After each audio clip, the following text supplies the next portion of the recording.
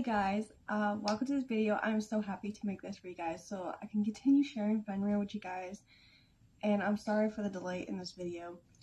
It was kind of unplanned, so I kind of was at work a little longer. I'm only running on a few hours of sleep, and it's gonna show. I'm in my PJs. Hilarious. I just went to bed like this. I don't care. Messy hair back. I don't care. We're gonna still make this video because I want to make this for you guys, and I want to make it because I like to. And if I could do something for myself, I'm gonna do this before I go to work. So let's do this. Okay. So what makes Fenrir a deity? I know that a lot of people have questions, and some of the beginners that come into this, people challenge them, especially on TikTok spaces. They challenge, how is he a deity? What makes him a deity? He was never seen as a deity before, or why do you call him a deity? And these questions do cause people to get a little scared, a little fearful of how to respond to these questions.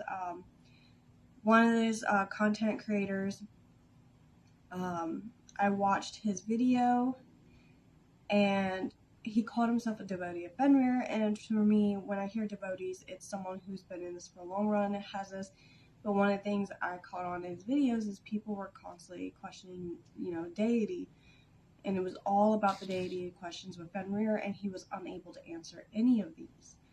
And that kind of worried me, because how many devotees are out there wanting to be devotees, but can't, or don't know how to answer or speak to the community when it comes to Fenrir, because they don't know, or maybe they don't have this, or where to learn more educational other than online sources.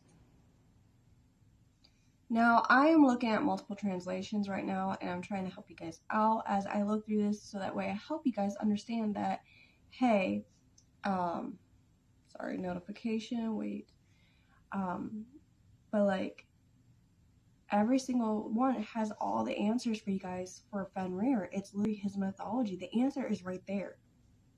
And a lot of people bypass this. It's so easy to get caught up with online, especially if you're learning it in a Facebook setting, these group pages. People like to summarize mythology, and I have done it before in past previous TikTok videos where I summarized the mythology to help fit into a shorter content form. But that was because that's what I was limited to back then, and no offense, the 10-minute was not accessible back then when I was making these videos. And as we can tell, this does affect the community because this information is being bypassed. Literally, Fenrir is stating in his mythology. For those that don't understand his mythology, one of the biggest key factors in his binding is the gods. They set these trials up. But when it comes to the test of Gleipnir, for those that don't understand, Fenrir wanted to be like the gods. He wanted to be like them. He wanted to be accepted among them. So he's an intelligent being wolf, but this wolf wanted to be a god. And these gods were so fearful over a prophecy that they didn't realize that they were going to make this come true, okay? So we're looking at this where, yes, I'm looking at this right now, one of them. And you see that as the promises that they're telling him is they're going to give him fame.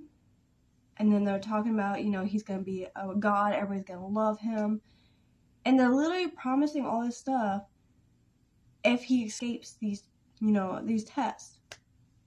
And they promised this 3 different times, by the way. The first 2 times he realized that they weren't going to give that to him. He wasn't actually getting what he wanted. So the 3rd time he was very wary. And this is what makes the treasury so really bad, because Tyr raised Fenrir. He had him in his home. He raised him like one of his own. So Fenrir is very knowledgeable, had understanding of Tyr, and very close connection. And for those that have understanding of wolves and their memories and what it's like being bonded, this is very severe when it comes to the treachery that Tyr would do to Fenrir on behalf of other people over a fear. They made that fear come true. So of course now Fenrir does want to come after Odin. Because why would you set that up? And why would you do that to such a young pup just because he was growing and getting bigger? And why? He could have literally been one of them. And that answer is literally right there in his mythology for you guys. It's literally right there in these translations. You can really look it up, read through it, and really piece it together. Be very much processing this. Don't just process the part of that, hey, this chain, or hey, what happened was what's here in him. Really look into what was being promised. Really look into the details of these translations that help give the answers to the things that we are experiencing as Fenrir is now being worked with as a deity. It's here. And this also plays to the next factor. For those that have questions and things that are surrounding Fenrir, Fenrir is considered a modern day deity. There is no history of worshippers or anything right there that we have as much right now. There is stories and things of families who have worked with him privately. There's people who are figuring out stuff on the. Let them speak on their own time. Let them do their thing. But archaeology wise, we still don't have enough, and it doesn't help with Snorri and the others that they were so focused on these primary gods that all we have is the perception and the view coming from these gods and less on Fenrir.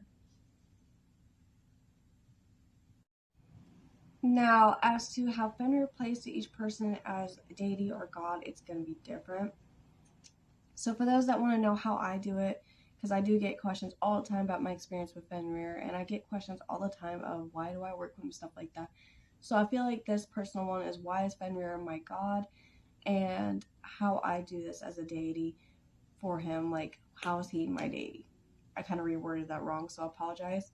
But Fenrir as my god, the way I can explain it in terms of my practice, he is the God of my home. And just like the church would when they pray to God, that is my God. He's not just somebody I'm going to go to just to cast on somebody else. I do come to him with my problems, and I do like talking to him. I do get kicks. I like to feel like when I have dreams from him, it makes me feel like if somebody could be like an energetic being on the other side, that there's family that could be real or people that's there for you real. That's what it feels like. Have I had paranormal experiences with him? Yes, I have. I have mentioned in the past, I've seen things where I've seen him. I woke up of a dead sleep to him in my room. I saw a giant wolf with its face this close, staring at me. And then as it was like, I looked at it, it started turning see-through and disappeared. I will never have an explanation to that. Has he done that often? No.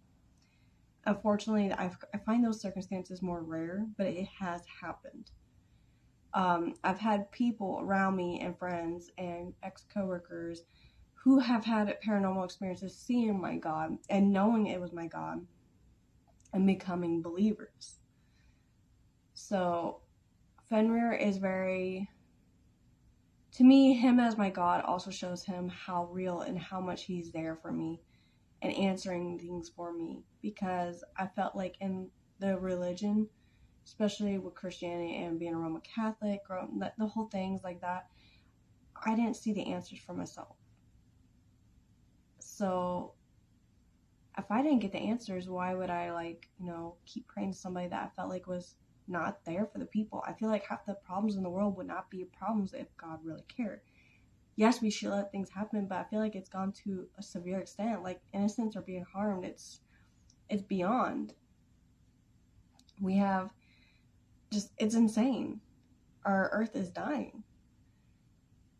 And the wolves are connected to nature, and to me, finding that everything connecting with him, it feels more legit to me as my deity. And it makes it feel more wholesome for me. Hey guys, as I make this outro to this video, adding it on, I want you guys to know that I am adding my link for my Amazon wish list. I keep getting people who ask how do you want to support me. Maybe they want to send me a gift or something for my birthday. And honestly, I'm sorry guys, but I don't want you guys to know my address all the time, or if I do, I only want selected through a wish list. I want to be what I want, and I'm sorry guys, I'm very selective. I want to keep my distance, and if there is anything I can accept of any kind of support, I'm just going to give this wish list. Some of it's for me, and I've been recently getting into something really new for me, and it's really fun. Actually, it's kind of scary sometimes too. But I have pet spiders now, and I have wolf spiders, I have a widow, I have an orb. Um, I recently just captured something recently, and we just got it identified with. I have stuff for my spiders and their enclosures and stuff that if you guys do want to support me, maybe support my pets, if anything. Um, I think that this is probably the way that if you guys do want to support my stuff right now, I would only accept it this way unless, whenever I feel comfortable or have moments where I want to open my availability on services because that does help me out in my personal life. Um, so anything like you want to get me, you can on that and there. Thank you guys and have a wonderful day.